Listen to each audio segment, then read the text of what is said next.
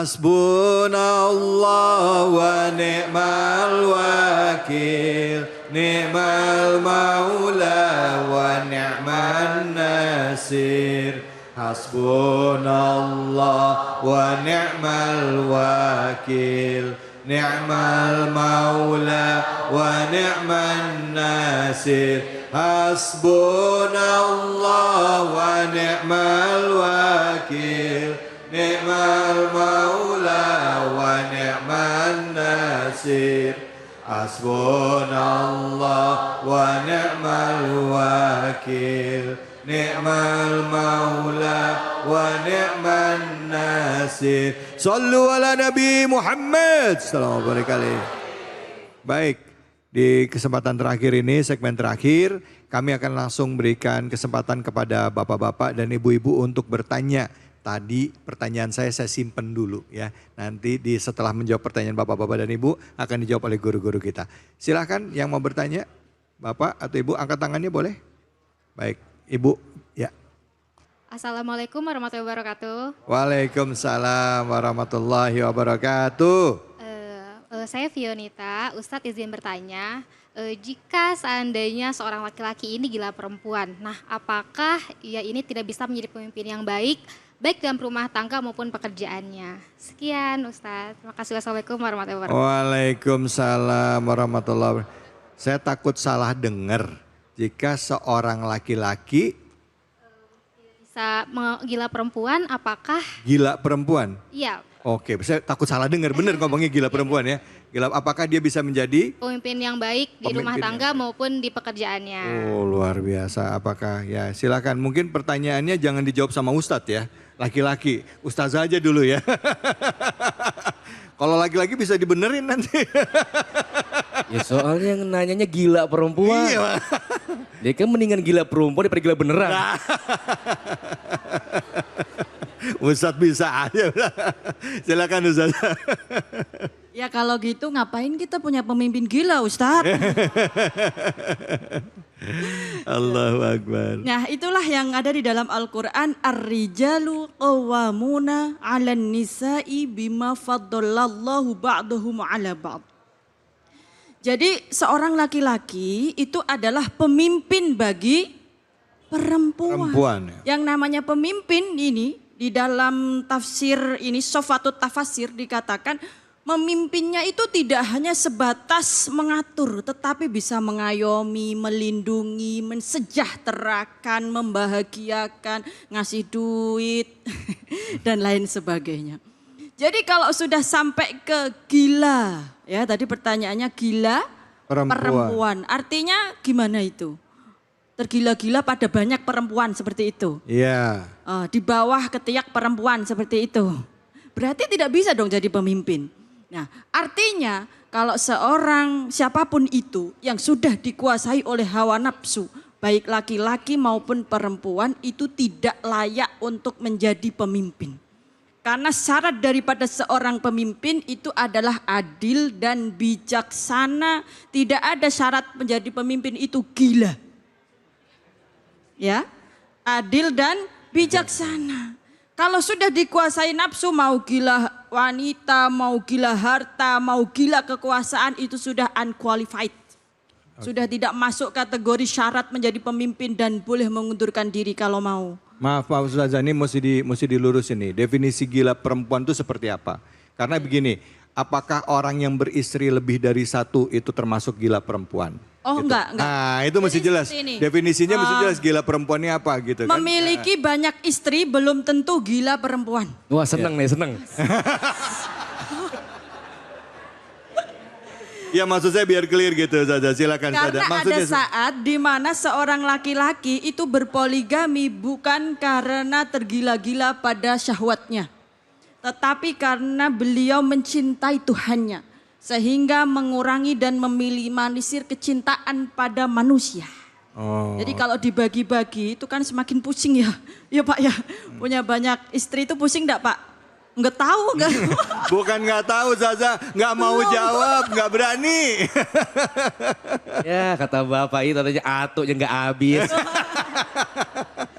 Jadi kalau poligami tapi Ya. bisa membuat istrinya akur dan bisa adil, ini syaratnya adalah adil dalam arti tidak mengecewakan istrinya, tidak membuat istrinya para istrinya menderita, kekurangan, kasih sayang atau tersiksa atau rasanya ada dua pilihan. Jadikan aku mantan istrimu atau di poligami itu kan menyiksa ya. Kalau tidak ada hal-hal semacam itu artinya keberhasilan seorang laki-laki dalam memimpin wanita. Iya. Bukan tergila-gila. Bukan pada terkira, wanita. Pak. Oke, baik. Bu, Pak, nikah itu adalah salah satu langkah kehormatan bagi seseorang dan wujud ketakwaan kepada Allah. Yang kita bicarakan gila perempuan ini mungkin maksudnya adalah mungkin pacaran sama perempuan, terus melakukan hubungan suami istri di luar ibaratnya ya belum nikah tapi sudah melakukan hubungan suami istri dan lain sebagainya. Zina ya, melakukan zina dan lain sebagainya itu mungkin definisi dari gila perempuan. Tetapi dalam Islam tetap ya yang terbaik adalah satu istri. Cuman kalaupun ada 2, 3 pasti kasusnya kondisional ya. Satu Bang David. Satu saya alhamdulillah. Pakai ditegesin lagi. Allah, silakan yang mau bertanya angkat tangannya. Alhamdulillah. Ya. Assalamualaikum warahmatullahi wabarakatuh. Waalaikumsalam warahmatullahi wabarakatuh. Izin bertanya Pak Ustadz, Ustazah, saya Fatia dari Masjid TKM Nur Ilmi. Ya. Saya sebelumnya pernah memergoki seseorang berbuat kejahatan seperti menuduh orang lain atau bahkan korupsi. Namun saya tetap diam saja. Apakah saya termasuk orang yang berdosa dan akan diadili oleh Allah, Ustadz Ustazah? Ya. Terima kasih. Assalamualaikum warahmatullahi wabarakatuh. Waalaikumsalam warahmatullahi wabarakatuh. Silakan Ustadz, Fadol, Ustadz Alfian. Ini saya yang jawab ini. Iya ini Ustadz. Apa nggak yang tadi aja? Maunya. Ini soalnya nih pertanyaan rada serem juga. Iya. Ya, mergokin orang yang berbuat jahat, diem aja. Apakah dosa kan begitu ya? Iya. Ya padahal kan amar ma'ruf nahi munkar itu kan bukan hanya tugas daripada pemimpin saja. Bukan hanya tugas pendakwah saja. Bukan hanya tugas daripada aparat saja. Ini tugas kita semua yang menyampaikan yang baik, mencegah daripada kemunkaran. Makanya tatkala diri kita melihat daripada sebuah kemunkaran, Nabi nyuruh nih, rubahlah dengan apa? Dengan tangan. Ya, biadih dengan tangan, yaitu dengan kekuasaan.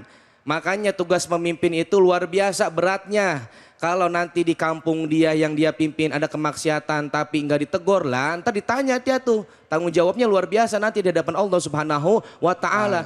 Kita nggak punya kekuasaan, bilisan. Dengan apa? Nih, dengan lisan nyampein, Pak, jangan begitu ya. Jangan ngelakuin kayak gitu, itu kagak baik. Itu tugas kita tuh. Kalau nggak bisa juga, kita nggak mampu juga dengan lisan, dengan apa? Dengan hati. Akan tetapi kalau dengan hati itu selemah-lemahnya iman. Yang terpenting jangan kita biarin. Karena kenapa? Ada 100 orang di kampung tersebut, yang 20 orang maksiat, yang 80 orang ahli ibadah. Akan tetapi yang 80 orang ahli ibadah ini ngediemin yang 20 orang ini, nanti ketika Allah turunkan azab semuanya kebagian. Semuanya Bang. Walaupun tuh orang ahli ibadah, sholatnya rajin, tapi ngebiarin di dekat rumahnya itu banyak yang maksiat. Tapi ketika nanti Allah turunkan azab itu kena semua.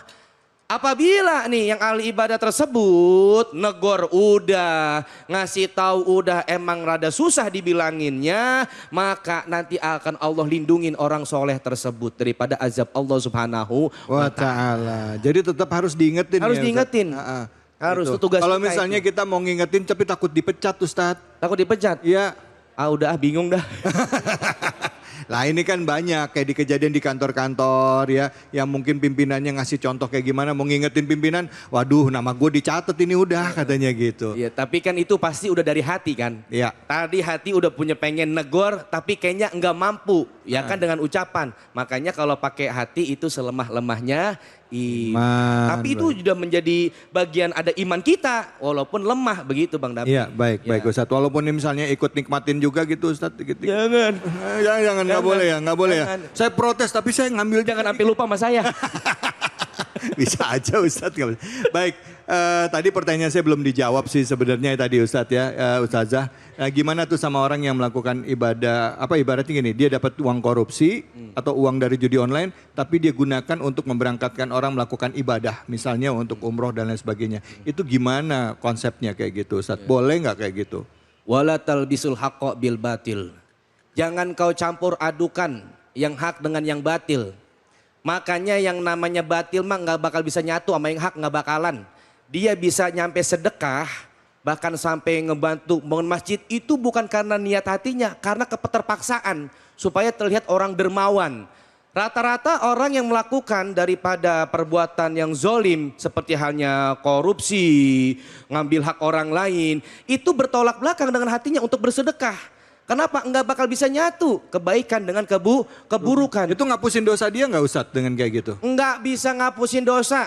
Duit hasil boleh nyolong, boleh nyuri, boleh maksiat, dipakai buat ibadah, itu seperti nyuci baju pakai air kencing. Udah kayak wudhu pakai air kencing, sah apa kagak?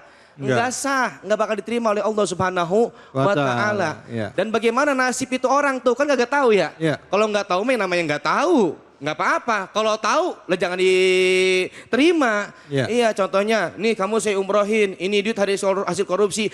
Daripada center umroh saya kagak sah, mendingan mentahnya aja. Oh, sama aja. Baik, Masya Allah. Terima kasih banyak guru-guruku. Alhamdulillah. Alhamdulillah Rabbil Alamin. Ibu-ibu, bapak-bapak sekalian, jamaah ini dimanapun saja ada berada. Tadi kita sudah mendengarkan ya kajian dari guru-guru kita ya mengenai bagaimana caranya kita menguasai hawa nafsu. Pentingnya bagi kita untuk mengontrol hawa nafsu supaya hidup kita bahagia dunia dan akhirat. Bahwa semua yang kita ambil di dunia nggak akan pernah kita bawa sampai al akhirat nanti. Yang dipertanggungjawabkan adalah amal soleh kita. Perbanyak bekal kita sehingga nanti insya Allah Allah bisa masukkan kita, diizinkan kita masuk dalam surganya Allah dan dosa-dosa kita digugurkan. Amin ya robbal alamin. Nah, untuk itu di penghujung acara mari sama-sama kita berdoa. Semoga Allah beri keberkahan kemudahan bagi kita dan diberikan kebaikan bagi kita semua. Untuk itu silakan Ustadz Alfian untuk memimpin doa. Fadhol. Bismillahirrahmanirrahim. Alhamdulillahi rabbil alamin. Hamdan na'imin. Hamdan syakirin, hamdan yuwafi ni'am yukafiu mazidah. Ya Rabbana lakal hamdu kama yanbaghi li jalali wajhikal karim wa li azimi sultanik. Allahumma salli ala Sayyidina Muhammad wa ala ali Sayyidina Muhammad. Allahumma sallimna min afatid dunya wal akhirah wa fitnatihima innaka ala kulli syai'in qadir. Allahumma sallimna min afatid dunya wal akhirah. Ya Allah, selamatkanlah kami semua ya Allah dari keburukan dunia dan keburukan akhirat. Wa min fitnatihima, dan dari fitnah keduanya ya Allah. Allahumma aghnina bil ilmi wa zayyina bil hilmi wa akrimna bit taqwa wa jammilna bil afiyah. Allahumma inna nas'aluka ilman nafi'an wa amal mutaqabbalan wa rizqan wasi'an. Allahumma ighfir lana wa liwalidina warhamhum kama rabbawna shighara. Rabbana atina fid dunya hasanah wa fil akhirati hasanah wa qina azabannar wa adkhilnal jannata ma'al abrar ya aziz ya ghaffar ya rabbal alamin walhamdulillahi rabbil alamin. Amin, amin, ya Rabbal alamin. Terima kasih banyak guru-guruku, terima kasih banyak semuanya. Semoga Allah beri keberkahan bagi kita semua. Saya undur diri. Wabillahi taufik wal hidayah. Assalamualaikum warahmatullahi wabarakatuh. Sallallahu ala Muhammad. Sallallahu alaihi wasallam. Sallallahu